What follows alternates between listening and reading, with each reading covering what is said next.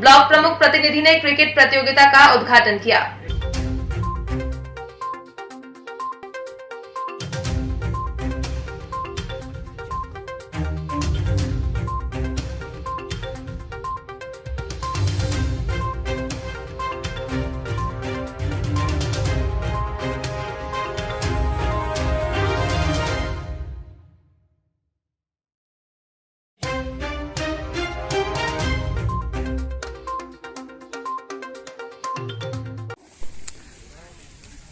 Cricket प्रतियोगिता का क्या महत्व होता है, कृपया बताएं। एक क्रिकेट प्रतियोगिता एक खेल कूद की प्रतियोगिता है।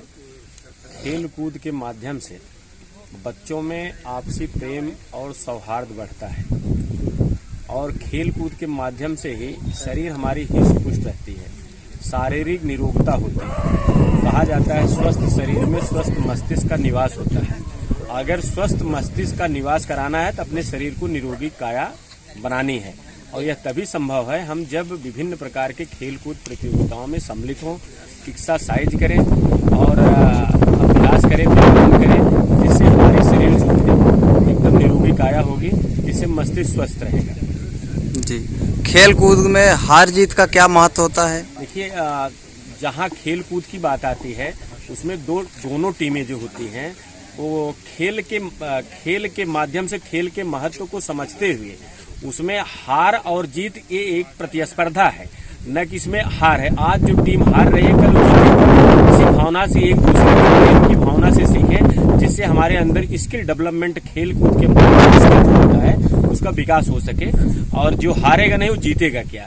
इसलिए पहले हारना आवश्यक है, उसके बाद जीत तो मिलेगी। जी, हार कर कुछ लोग निराश हो जाते हैं, हताश हो जाते हैं। निराशा और हताशा की यहाँ कोई बात नहीं है, क्योंकि ये खेल कूद का है। यहाँ हम सीखने आते हैं। स्टार्टिंग पीरियड जब हम सीखने आते हैं तो हम अपने से सीनियर जो खिलाड़ी होते हैं उनसे कुछ सीखते हैं और सीनियर लोग उसको टिप्स देते हैं और धीरे धीरे चल करके आगे मैच्योर खिलाड़ी बनता है। इसलिए ये सीख जो है हम अपने सीनियर के माध्यम से प्राप्त करते हैं, जो हमारे एक प्रकार से भेदभाव को भी खत्म करता है, हमारे आपसी वैमनस्यता को भी खत्म करता है खेल कूद। और यहाँ तक ही नहीं, हम अपने पास पड़ोस गांव देश क्षेत्र पोस्ट के अलावा हम इंटर स्टेट के स्तर पर अगर हम खेल कूद प्रतियोगिता करते हैं तो दोनों स्टेट के बीच में भी सौहार्द और प्रेम बढ़ता है।